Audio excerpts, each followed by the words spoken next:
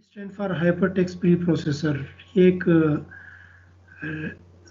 General purpose scripting language है जो specifically suited to web development and can be embedded in HTML। ठीक है, PHP बजाते खुद एक जनरल पर्पस लैंग्वेज है, जिस तरह हमारे पास जावा है, C++ है या कोई भी दूसरी लैंग्वेज है। तो इस तरह हमारे पास PHP भी एक लैंग्वेज है जिसमें वो तमाम कोडिंग और वो तमाम कैपेबिलिटीज़ हैं जो किसी भी दूसरी लैंग्वेज में होती है, और आप इसमें किसी किस्म की भी कोडिंग कर सकते हैं। From structure to object oriented सारी किसी भी किस्म की कोडिंग आप कर सकते हैं। वेब के लिए ये क्यों प्रेफरेबल है? क्योंकि ये वेब टेक्नोलॉजीज़ वेब डेवलपमेंट को बहुत ज़्यादा ये फेवर करती है, और इसके अलावा इस लैंग्वेज को हम HTML की फ़ाइल के अंदर एम्बेड भी कर सकते हैं। जिस तरह हमने जावास्क्रिप्ट या CSS उसके अंदर HTML की फ़ाइल के अंदर एम्बेड करते हैं, इस तरह हम PHP भी स्पेसिफिक टैग्स के ज़रिए HTML के अंदर हम इसे एम्बेड कर सकते हैं। और यहाँ पे हम इसे वेब में हम नॉर्मली इसे सर्वर साइड स्क्रिप्टिंग या बैक एंड डेवलपमेंट के लिए इसे हम यूज़ करते हैं, और तमाम प्रोग्रामिंग लॉजिक जो होती है वो PHP में बैक एंड पे सर्वर पे हम इसके ज़रिए इम्प्लीमेंट करते हैं। ये क्या है? एक सर्वर साइड स्क्रिप्टिंग लैंग्वेज है। It is executed on server.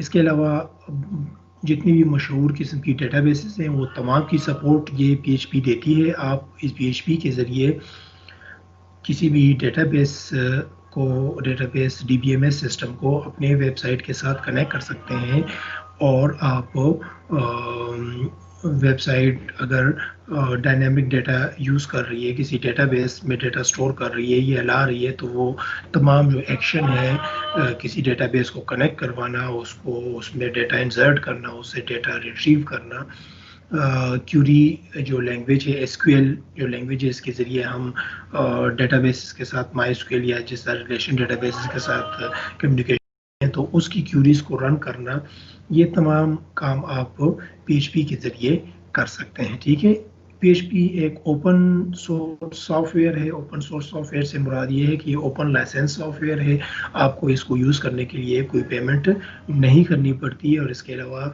As like every open source software इसका जो कोड है वो सोर्स कोड है वो अवेलेबल है, और ये बड़ी स्ट्रॉन्ग किस्म की डॉक्यूमेंटेशन भी इसकी आपको नेट पे मिल जाएगी।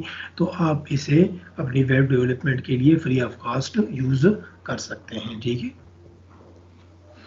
PHP को आप स्टैंड अलोन PHP भी www.php.net से आप इसको डाउनलोड करा सकते हैं, या फिर आप जो तमाम किस्म के जो वेब सर्वर्स हैं उसमें ये इसकी सपोर्ट मौजूद है। इसके अलावा आप इसे एक पैकेज की शक्ल में भी, क्योंकि आपको जब आप अपनी वेबसाइट डिप्लॉय करते हैं तो उसमें आपके लिए आपको एक वेबसाइट को होस्ट करने के लिए आपको वेब सर्वर की ज़रूरत पड़ती है, और फिर अगर आपने कोई डेटाबेस उसके साथ कनेक्ट की हुई है तो आपको उसको डेटा सर्वर की ज़रूरत पड़ती है। तो और PHP आपको उसकी कोडिंग की ज़रूरत, PHP कंपाइलर की भी ज़रूरत पड़ती है। ठीक है, तो हमारे पास एक आती है पैकेज आते हैं, उसमें हम क्या करते हैं कि जो हमारे पास जो वेब सर्वर है जिस तरह अपाची है, और इसके अलावा जो PHP का अपना कंपाइलर है, और जो हमारे पास डेटाबेस सर्वर है MySQL, तो ये तीनों एक पैकेज में XAMPP के नाम से एक पैकेज में आते हैं हमारे पास। तो आप उसे डाउनलोड करके अपने सिस्टम पे सिंपली इंस्टॉल कर लें, तो आप फिर क्या करेंगे, PHP और वेब सर्वर और डेटाबेस सर्वर आपको एक ही जगह पे मिल जाएंगी, या फिर आप इनको अलग-अलग भी इंस्टॉल कर सकते हैं, फिर आपस में सबको लिंक करवा दें। लेकिन अलग-अलग इंस्टॉल करना फिर थोड़ी सी दर्दी सरी बन जाती है। आपको अपाची अलहदा से डाउनलोड करके इंस्टॉल करना पड़ता है, PHP अलहदा से डाउनलोड करके इंस्टॉल करना, वेब सर्वर इस तरह डेटाबेस सर्वर अलहदा से इंस्टॉल करना। तो अच्छा आप एक पैकेज XAMPP का पूरा एक जो फ्रेमवर्क है, जो पैकेज है, उसको डाउनलोड कर लें, और जब आप उसको इंस्टॉल करेंगे तो ये तमाम चीज़ें ऑटोमेटिकली वो इंस्टॉल कर देगा आपके लिए।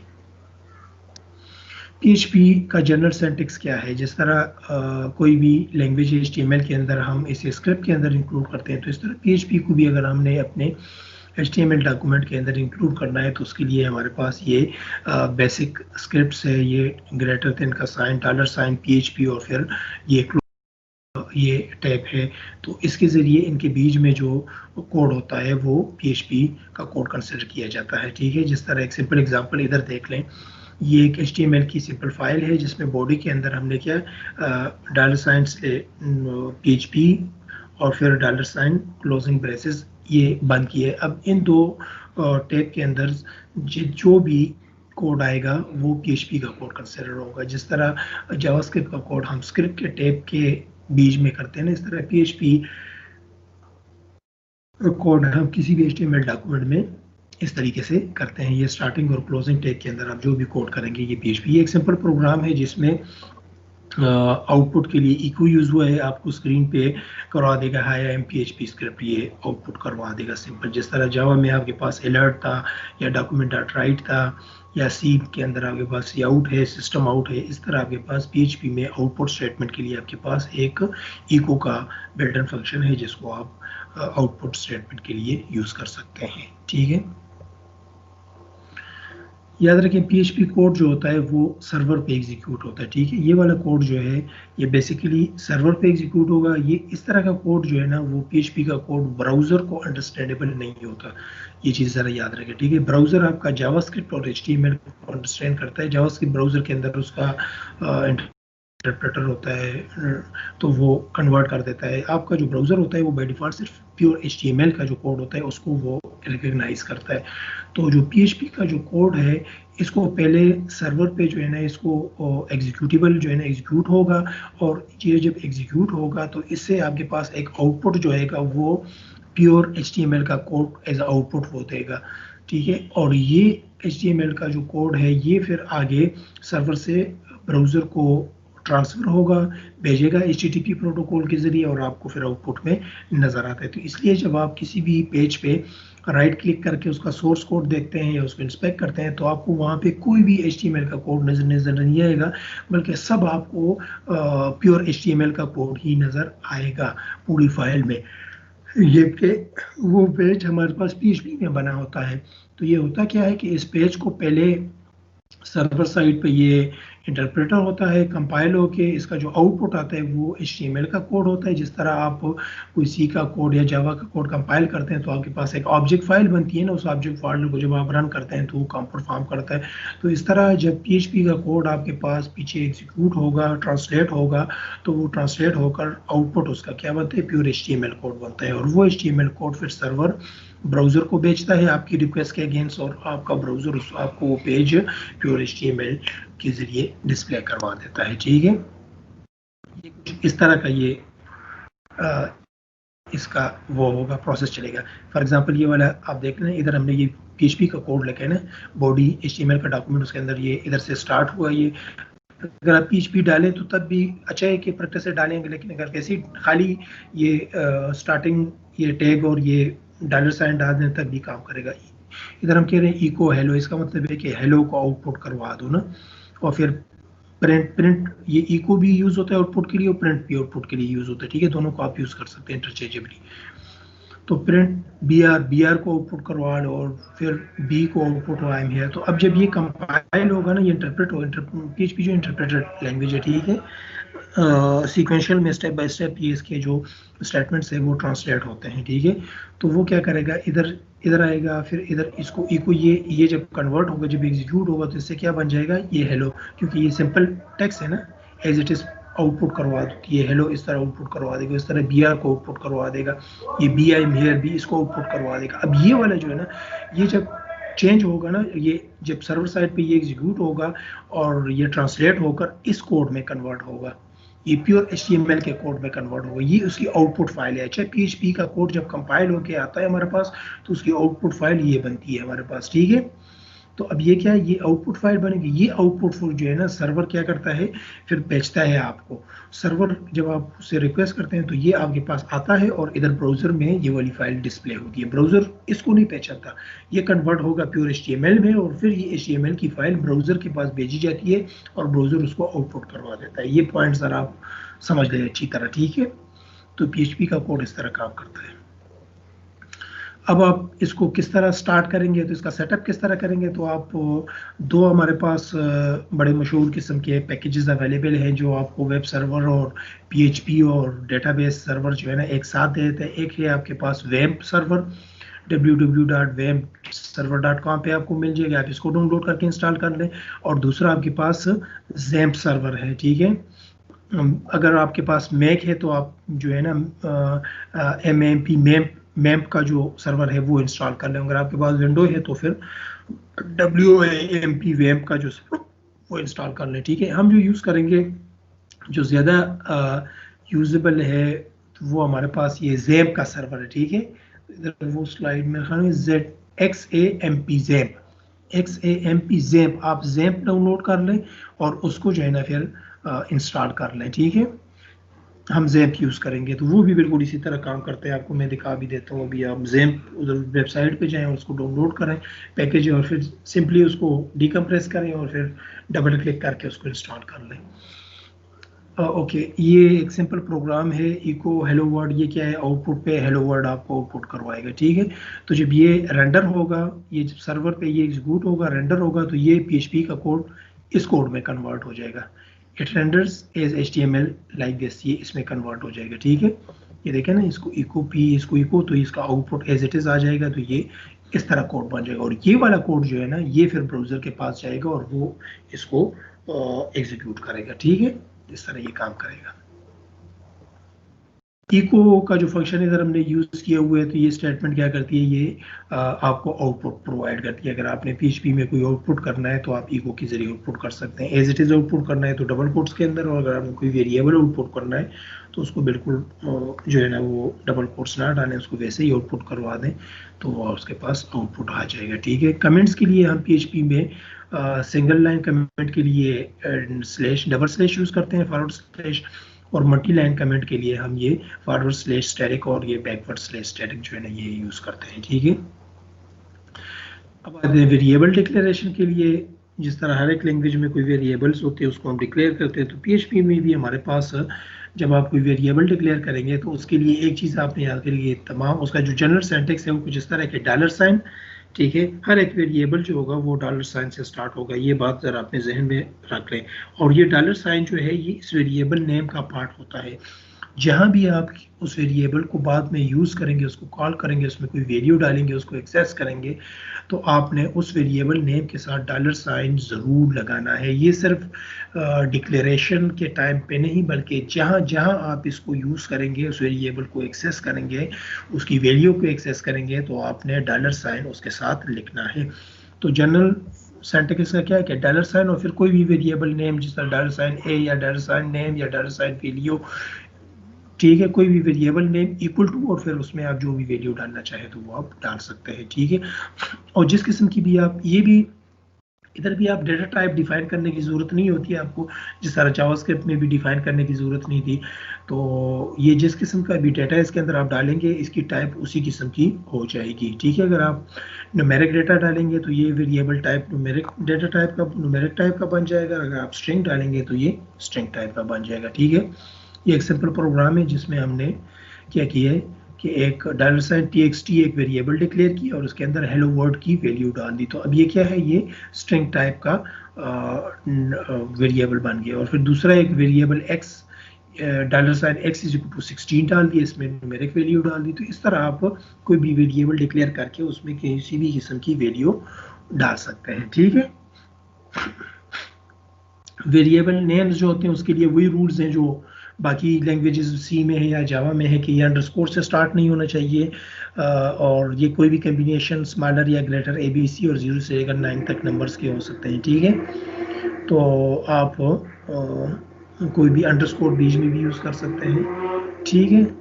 और किसी नंबर वगैरह से स्टार्ट नहीं होगा, आप किसी भी वेरिएबल नेम को अंडरस्कोर या किसी भी लेटर से स्टार्ट कर सकते हैं, ठीक है।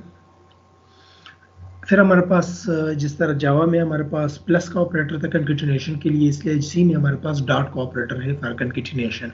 अगर आपने दो वैल्यूज़ को, दो स्ट्रिंग वैल्यू को कंकेटिनेट करना है, एक साथ आउटपुट करना है, कंबाइन करना है, तो हम क्या करते हैं, डॉट का ऑपरेटर उसके अंदर बीच में डाल दें। जिस तरह ये हेलो वर्ल्ड txt1 में ये स्टोर किया हुआ है, txt2 में हमने हैव अ नाइस डे दो स्ट्रिंग वैल्यूज हमने स्टोर कर दी हैं। अगर मैं इसको एक साथ आउटपुट करवाना चाहता हूं तो, और कंकेटिनेट करके, तो मैं कह रहा हूं इको $tx1 इसको आउटपुट करवा देंगे, फिर डॉट कंकेटिनेट कर दिया, फिर उसमें कोई बैक ये डबल कॉलन डालकर थोड़ी सी एक स्पेस दे दिया, तो अब ये एम्प्टी स्पेसेस के अंदर मैं इंट्रोड्यूस करवा रहा हूँ, फिर डॉट डालकर दूसरा जो वेरिएबल है उसको कंकेटिनेट कर दिया, तो आपको आपके पास आउटपुट कुछ इस तरह आपके पास आउटपुट आ जाएगा इसका। ठीक है, फिर वही ऑपरेटर्स किसी भी लैंग्वेज में जैसा वेरिएबल डिक्लेयर किया, फिर हमारे पास ऑपरेटर्स होते हैं। वो ऑपरेटर्स को हम यूज़ करते हैं डिफरेंट किस्म की कंप्यूटेशन में। हम ये सारे ऑपरेटर कंपैरिजन में या कंप्यूटेशन में या कैलकुलेशन में हम ये डिफरेंट किस्म के ऑपरेटर्स यूज़ करते हैं। तो PHP भी जो बेसिक 4 टाइप्स ऑफ ऑपरेटर्स हैं वो उनको सबको सपोर्ट करता है। सबसे पहले हमारे पास अरिथमेटिक ऑपरेटर्स आते हैं। अरिथमेटिक ऑपरेटर्स जो कंप्यूटेशन में, कैलकुलेशन में इस्तेमाल होते हैं। इसके बाद हमारे पास असाइनमेंट ऑपरेटर्स आते हैं जी, इक्वल साइन जो है या कोई वैल्यू असाइन करते हैं वो आ गया। फिर हमारे पास कंपैरिजन ऑपरेटर आ गया है, greater than, smaller than, equal to, not equal to. फिर लॉजिकल ऑपरेटर्स हैं जिसमें आपके पास एंड और के ऑपरेटर्स है। ठीक है, तो ये हमारे पास अरिथमेटिक ऑपरेटर्स हैं, plus, minus, multiply, division, modulus, increment, decrement, ये अरिथमेटिक ऑपरेटर ये बिल्कुल PHP में भी ये तमाम सपोर्ट होते हैं। और आप अपनी जो एक्सप्रेशंस हैं वो इनसे इनकी कम्बिनेशन से आप बना सकते हैं। ठीक है, तो मैथमेटिकल कंप्यूटेशन आप कोई भी इस पे परफॉर्म कर सकते हैं। फिर आपके पास असाइनमेंट ऑपरेटर है जिसमें इक्वल, सिंगल इक्वल का मतलब है कि जो लेफ्ट साइड पे वैल्यू है उसको, जो सॉरी राइट साइड पे जो वैल्यू है उसको लेफ्ट साइड में असाइन कर दो। ठीक है, x is equal to Y का मतलब है कि y की जो वैल्यू है उसको x में डाल दो, और प्लस इक्वल टू का मतलब है कि x के अंदर y को प्लस कर दो। ठीक है, ये बिल्कुल उसी तरह का है कि x is equal to x plus y. तो similarly minus equal to, multiply, star x, modulus, तो ये क्या है, ये असाइनमेंट ऑपरेटर्स में हमारे पास आ जाते हैं। फिर हमारे पास कंपैरिजन ऑपरेटर है, डबल इक्वल साइन रेफर करता है कि दे आर इक्वल्स। ठीक है, और नॉट इक्वल टू का है, इज नॉट इक्वल टू के लिए ये भी यूज होता है, greater than, smaller than, greater than not equal to, smaller than not equal to. तो ये तमाम किस्म के ऑपरेटर्स जो हैं हम अपनी कंप्यूटेशन में यूज कर सकते हैं बैकएंड पे। फिर हमारे पास लॉजिकल ऑपरेटर्स आता है। लॉजिकल ऑपरेटर्स हमारे पास एंड, आर और नॉट के 3 लॉजिकल ऑपरेटर्स हैं। ठीक है, तो इस तरह हमने अगर कोई कंपैरिजन करनी है या कोई कंडीशंस डिफरेंट किस्म की ये बनानी है इफ एल्स और वो उसके स्टेटमेंट्स के लिए, तो हम एंड ऑपरेटर यूज़ कर सकते हैं। जिस तरह इस एग्जांपल में दिया हुआ है कि x is greater than, x is less than 10 and y is greater than 1। जब ये दोनों कंडीशन ट्रू होगी तो ये ट्रू रिटर्न करेगा। अगर इसमें एक भी फॉल्स हो गई तो ये पूरी कंडीशन फॉल्स हो जाएगी। ठीक है, और आर है इस तरह, आर्स में ये है कि अगर वो कोई एक भी ट्रू हो जाए तो वो ट्रू हो जाती है, और जब दोनों उसको फॉल्स करने के लिए ज़रूरी है कि तमाम जिसके बीच में आर लगा हुआ है तो वो तमाम फॉल्स हो जाती हैं। तमाम दोनों जो है ना फॉल्स होंगी तो जब ये फॉल्स होगा।